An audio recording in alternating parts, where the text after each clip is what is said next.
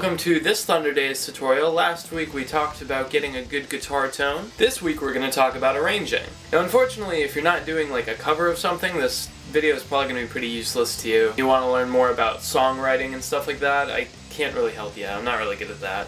But in this video I do want to teach you some tips in helping you arrange, because a lot of people ask me, how do I go about arranging a cover? And it's something that takes a little while to get the hang of. I mean, it took me forever, so I mean, if you're having trouble, don't worry about it. I have to say at this point, arranging is like my favorite part of recording and everything now. Because this is the time when I could put my own creative input into it. It's like there's no right way to arrange something like this. This is the part where your creativity gets put into the work that you're doing. So the first thing before we get into this, I want to make sure you guys are aware of learning songs by ear. Now, I've talked about this a little bit, but being able to learn stuff by ear is going to help you greatly in the long run. It's not only going to be something that helps you arrange music and figure out how to play music, it's going to help for your writing too. So if you're learning how to learn songs by ear, I would recommend starting slow. Find a song that's pretty basic, maybe with some chords and some simple leads and stuff, and then try to listen to the song and just to practice, you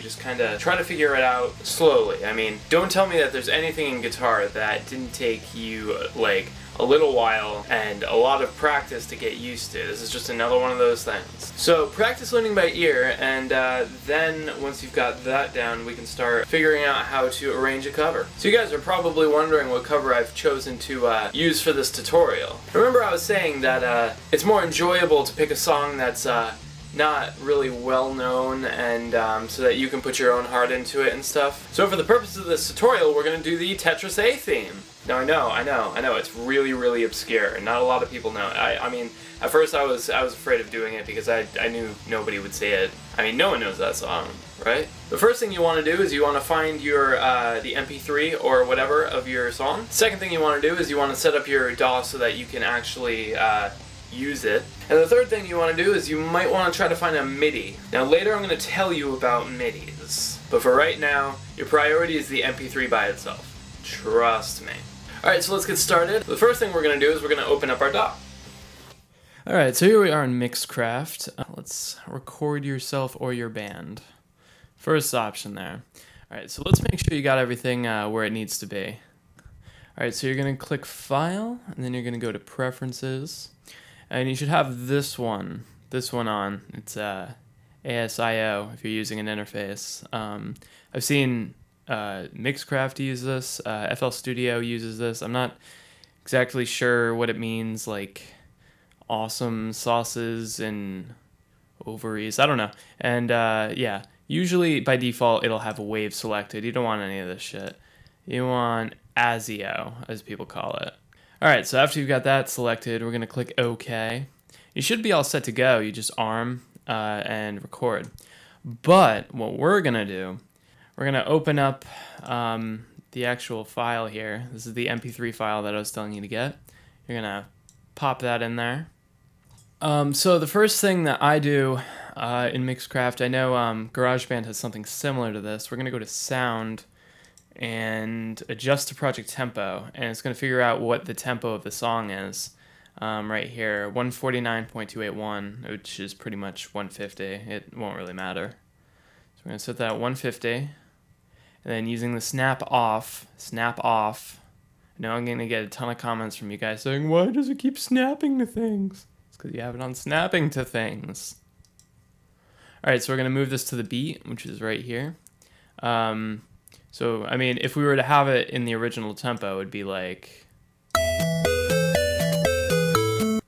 So, we don't want that. We want 150. Perfect. And that'll pretty much chill for the whole thing. Sweet. Alright. So as you notice, because we have it in the correct tempo, we also have it to a metronome, which will make life so easy. So this is the first step. Now, the next thing you could do is up to you. The first option that sometimes I do is what I'll do is I'll just jam on the original track. So I'll pull out my guitar and just start jamming out on rhythms. I'll show you an example. Hold on a second.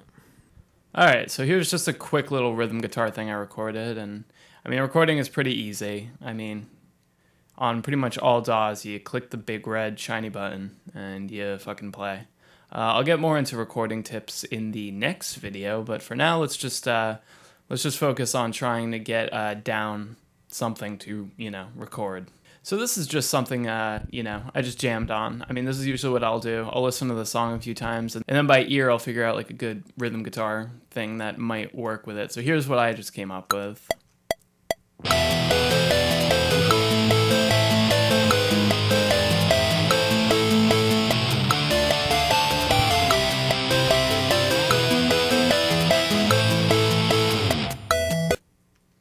Very basic. I mean, you know, we're actually not going to deal with this right now. I'm going to shove it over, find another place for it. Right there.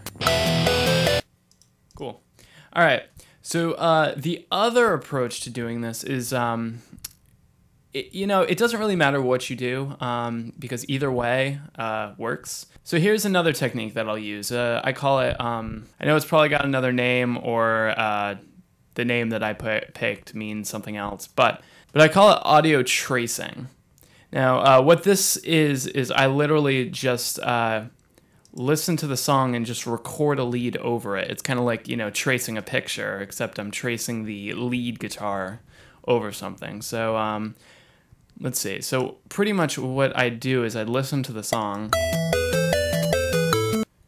I mean, it's pretty simple.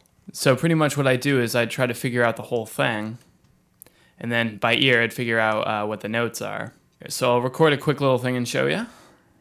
So this is kind of what it looks like.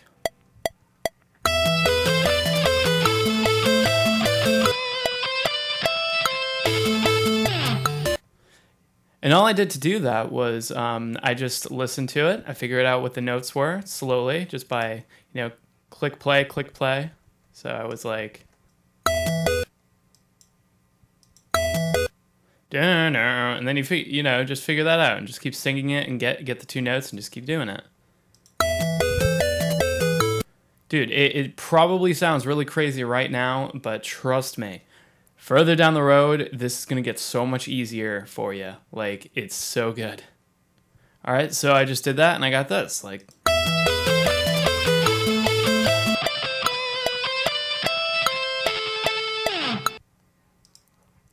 all right, and see, watch what'll happen now is if I take this riff from before, you close this off.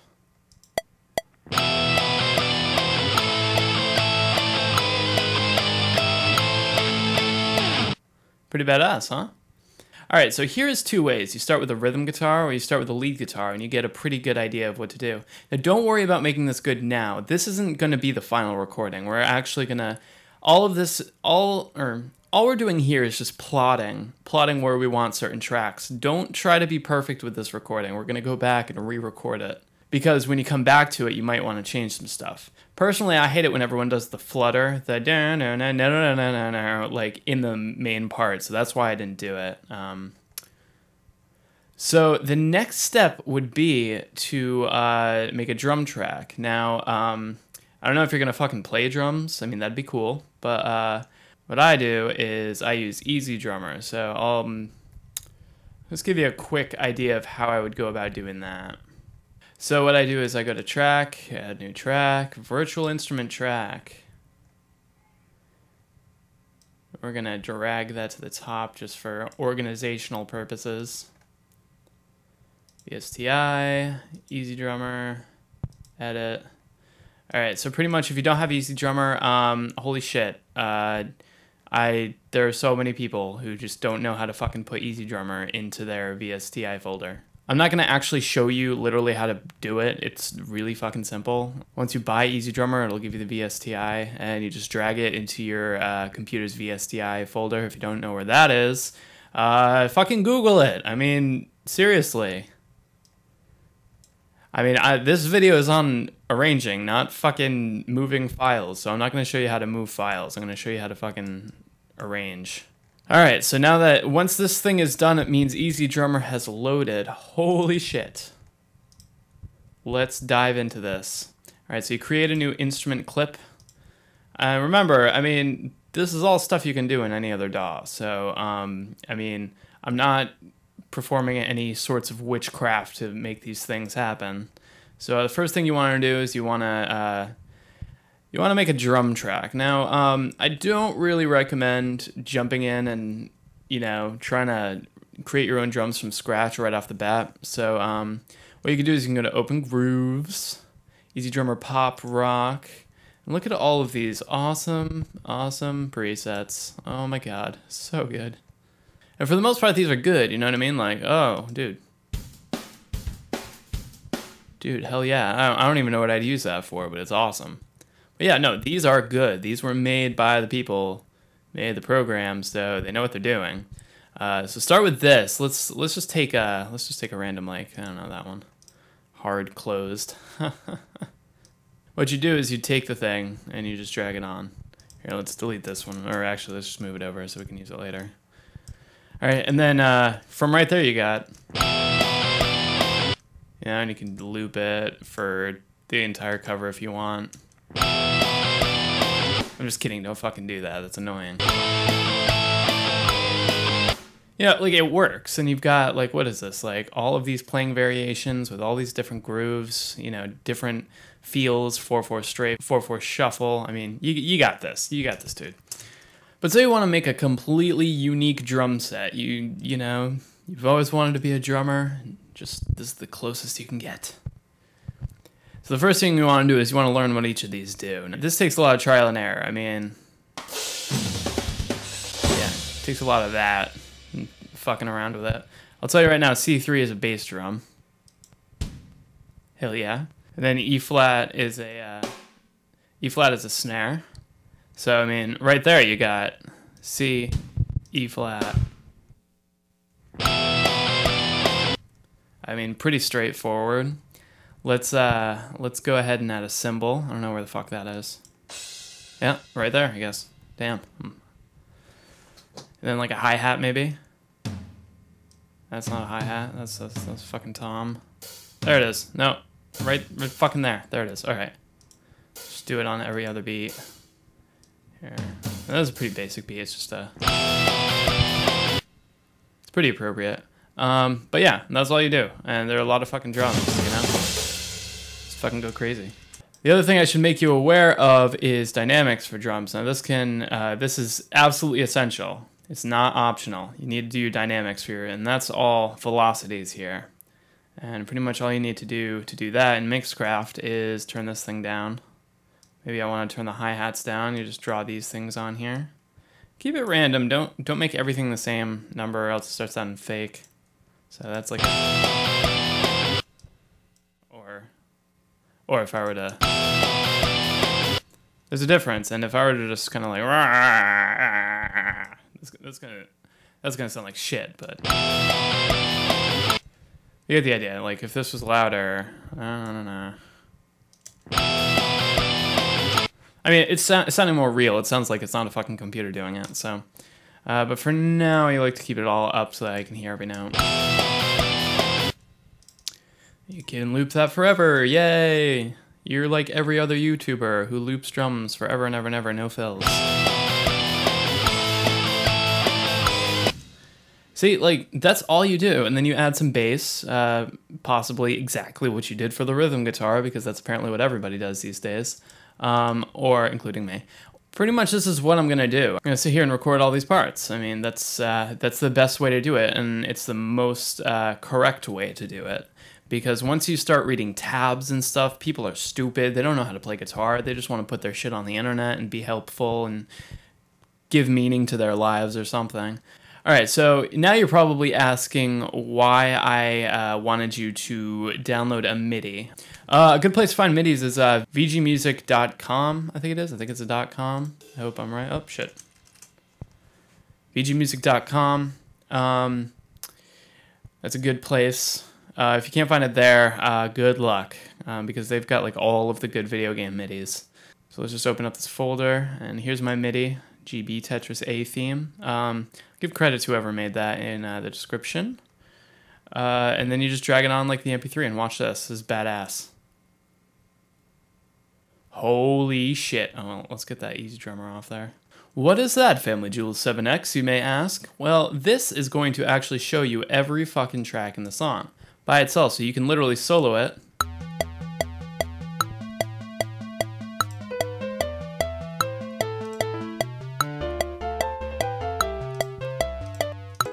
Which can prove to be helpful. Do not rely on MIDIs. I'm going to say this now, and I'm going to say this to my deathbed. Don't rely on MIDIs. They're just like tabs. Some other asshole made it, and they might not be 100% correct. Now, I mean, like songs like Tetris, you're not going to have too much problem finding a real one, because, I mean, it's a pretty simple song. The only times I advocate using MIDIs is if there are leads that are too fast, especially in like Pokemon songs with like really like soft harmonies that are really fast and you can't really figure it out unless you use a MIDI. But don't use exactly what it does. Use it to guide you to figure out the notes so you can get it as perfect as you can. Remember, don't cut corners. So I'm probably gonna use this MIDI to figure out what this harmony is because I mean, you know, I could sit here and fucking figure it out by ear, but as long as I have the lead, I'm pretty okay with it. So this is really like all you need to survive. It's dangerous to go alone. Take this. I mean, this is how you figure out how to do stuff. By fucking ear. You don't learn this by tabs because tabs are always wrong. Okay, they're not always wrong, but they are not reliable. MIDIs are far more reliable, but still not perfect. And those are the two things that I want to assert in this tutorial. All right, so that's pretty much how you go about doing this. It's not rocket science. Just fucking get creative with it. I mean, this is something that's a skill. It's not something that's really learned from someone else. This is something you learn by yourself so that you can get your own creative imagination into this. So go crazy with this. Find a happy medium between a fucking, you know, basic song structure, verse, chorus, you know, whatever. Chorus. Like, you don't need to do it like that, but, you know, you do want to make it so that, you know, like people will actually listen to it and not, you know, leave like halfway through because you're just looping the thing forever. Next week, I'm going to show you what I have made of all this. Hopefully you guys approve. And next week, we're going to be talking about actually recording. So what you want to get done before then is you want to have the whole song arranged. Usually you can do that by just the original MP3, by just moving stuff around, making notes of what you want at each part, and then sitting there with the notes, try to figure out all of the notes in the song, and then record it. Don't do it perfect yet, just so that you have a reference so that when you do final recording, you know exactly which track to record, and it makes it so much easier later on. So I'll see you guys next week. Fucking recording. Actual recording guitar. Be excited.